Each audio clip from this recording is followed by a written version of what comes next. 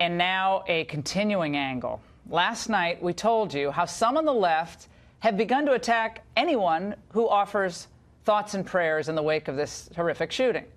Well, the political and media elite are still at it. Watch. Thoughts and prayers are not going to stop the next mass shooting. Thoughts and prayers didn't stop a troubled person from buying assault-grade weapons that took the lives of 26 people in an instant. My colleagues right now are doing a moment of silence in the House of Representatives chambers. I respect their right to do that, and I myself have participated in many of them, but I can't do this again. I've been to too many moments of silences. Now, compare that to what Sunday's hero, Stephen Williford, had to say about the role of faith. I'm no hero. I am not. I think my God, my Lord, protected me and gave me the skills to do what needed to be done. Joining us now for reaction is Jerry Falwell, Jr., president of Liberty University. Jerry, you're a believer. You've been watching this play out over the last 72 hours. The horror, the loss, the sacrifice, the sadness, the attacks on prayer. Your reaction to this? I just think it's shameful and disrespectful to the families of the victims for anybody to try to politicize something like this. I think we need to love, support, pray for these people, for their families, for the friends of everyone involved, and to keep them in our prayers. I think that's what we are supposed to do.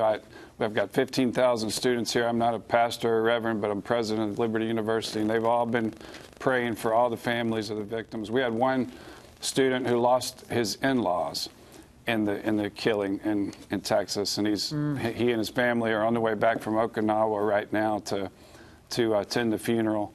And it's a time for us to grieve with them, not to try to make political points when something like this happens. Why are so many in the secular left, so many in Hollywood, you know who they are, and so many in politics, why are they so afraid of a public expression of faith? Whether it's a sentiment expressed or a tweet, pray for the... I mean, you can pray and also advocate for legislative changes, or pray and say, gosh, how did this guy get a gun? I mean, you can do both things, or you could choose not to pray. But why are they so offended and bothered by prayer, Jerry? I can't speak for them. I don't understand that at all, Laura. I just know that our country was built on a Judeo-Christian ethic, and it's something that all of us, one of the reasons this country's been successful is because of that ethic, because of the way our people have not just been a great people, but a good people. And they've lived by the teachings of Jesus to love our neighbors as ourselves. And really, that's the only way to end evil acts like this. You can outlaw guns, and evil is going to, the only way to stop evil is to change people's hearts. And that's just so elementary, so simple. I don't understand why anybody would think that making a gun illegal would stop a criminal who's willing to murder somebody else from buying a gun illegally. He had the wherewithal. He had the wherewithal, Jerry, to commit a terrible, horrible series of killings here, whether with a pressure cooker bomb or with something else. He had the military training. He could go on YouTube, watch the video, and do it. I mean, he could have done it. That brave neighbor who had the AR-15 who stopped him, if guns were outlawed, he wouldn't have had a gun.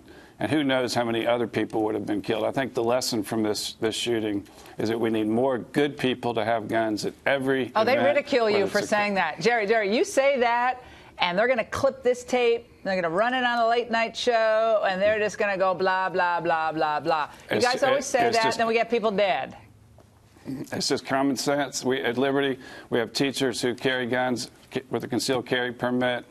Every concert, every sporting event, every church service should have a certain number of people with concealed carry permits, with guns. I know a church here locally, all their deacons carry guns on Sunday morning. And most mass shootings like this occur in gun-free zones. That's been true since 1950. This one's a little different, but it's unusual. But that's the only way to stop evil. It takes police about 11 minutes to respond, and these shootings are over in 5 minutes. So I don't know why that's so. To me, it's common sense. I don't know why that's so controversial. It's just liberty. We're right now adding magnetometers to all our events, just like at an airport. We're bringing in dog sniffing dogs. That's depressing.